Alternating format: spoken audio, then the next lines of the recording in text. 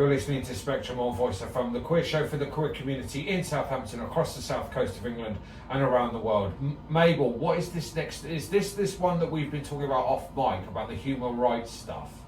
It is, yeah. So for people who listen to our show regularly, you may well interpret that we talk about a lot of bad news on this show. And yeah, it's been that way for a while, really. It's certainly been that way as long as I've been doing this show for the past 10 months, I think, roughly, regularly. And there's been an investigation into exactly the way where things are for human rights for LGBTQIA plus people in Europe and Central Asia. This is just about this study, where it talks about the use of laws there for freedoms of expression, association, and the integrity of electoral processes. And it does agree that there is a worrying rollback on rights across Europe and Central Asia. Okay. I know, of course, me and you, Orla, we were talking a bit about America there. I'm not sure if that's the same study. This is just the one for Europe that I found the review. But, we certainly have that same trend there, where it is normally more bad news than good news that we talk about in America. So recently, by ILGA it's called, which is the International Lesbian, Gay, Bisexual, Trans and Intersex Association, they've released their annual review for human rights. You can read the full review on www.ilga-europe.org/reports/annual-review-2025.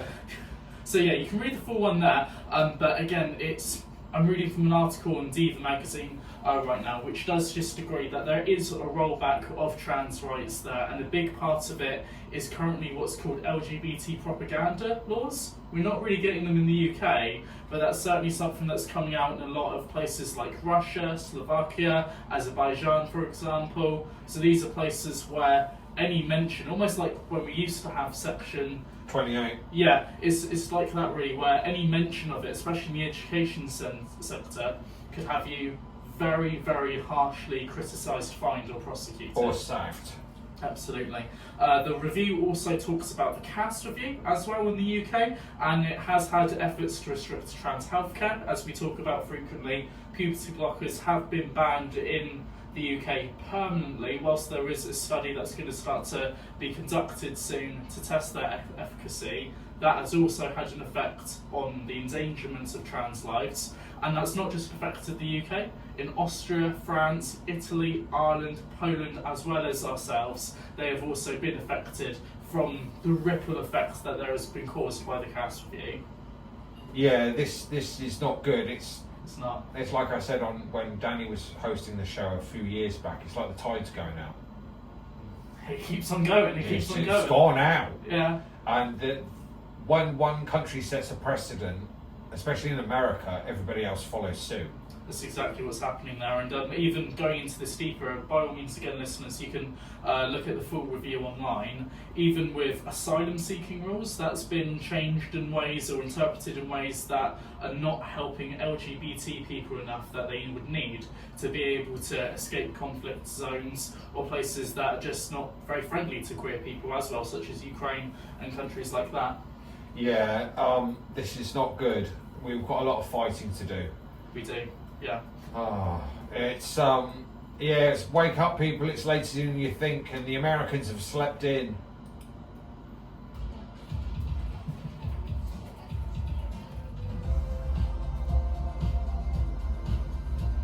Going live. You're listening to Spectrum on Voice FM. So Mabel, we have some more international news. We do, yeah. This comes from Kazakhstan. So this is with regards to two queer activists who have been sentenced to 10 days of administrative detention following protests. I'm going to butcher these names, I'm sorry. The two people involved is Zana Zakabayeva as well as Aktorjan Akinshabalasi, and they were both respectively, so these two people are Feminita, so a feminist group co-founder and board members of the Euro-Central Asian Lesbian Community Group. Okay. So the reason why they were protesting was they demanded that a former minister who was convicted of brutally murdering his wife be given a life sentence. And this isn't what you would normally see with protesters in Kazakhstan, at least from what I can get from the article there. It was quite a heavy punishment. and it's believed that it could well have been, because this was a couple of weeks back, to prevent there from being any further protests or organising in the run-up to last Saturday, which was International Women's Day. Yeah. So yeah, that's what's going on in Kazakhstan right now, and they were one of the countries that was cited in the previous article, the annual review there, about the rollback of queer rights. So it's just stuff like this which is going on there and affecting queer activists in some parts of the world right now, which we do need to turn our eye on and focus on. Yeah, this is the same for Kazakhstan because they are like a client state of Russia, and Russia has just introduced a policy of registering all queer people. Really? Yes. Writing their names down and getting records on them. Like they're offenders of... They're just keeping notes on who they are, where they live, what they get up to, stuff like that. So this seems to be bleeding off of that. Well, yeah. No, it's really annoying to have to hear stuff like that. It's so disappointing, again, just to hear the way that we are treated across the world. It's amazing that it happens. We in this country grumble about the way we're treated. Yeah. But there are a lot of other places. Yeah, it could be a lot worse in other places. Yeah, a lot worse. Voice FM. Right, we should be able to get one more in before we go to the advert break. Okay, let's go.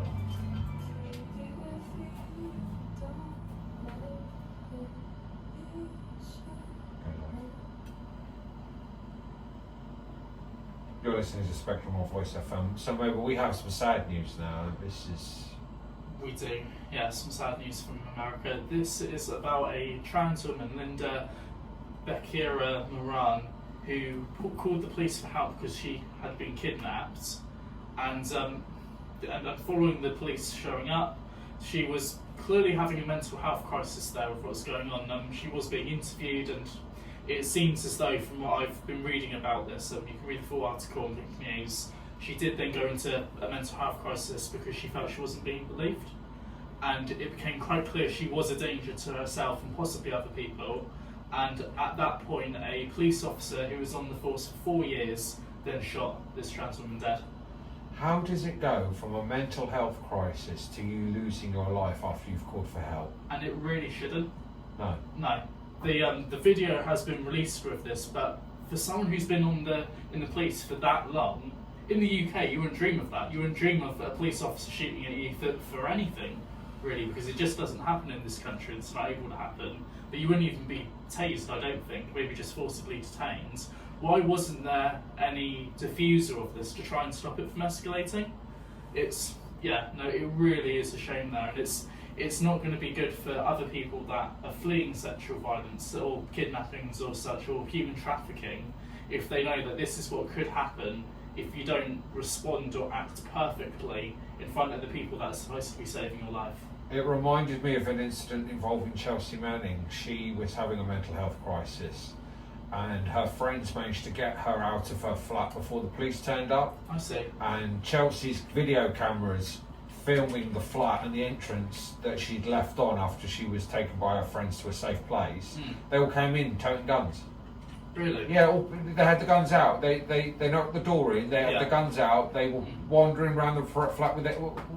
Why? How is that helping a mental health person? You're coming in with a loaded firearm pointing in their face. Yeah. Oh, I don't think the Americans know how to police properly. That's such a shame. All right, join us on the other side of these. Voice FM.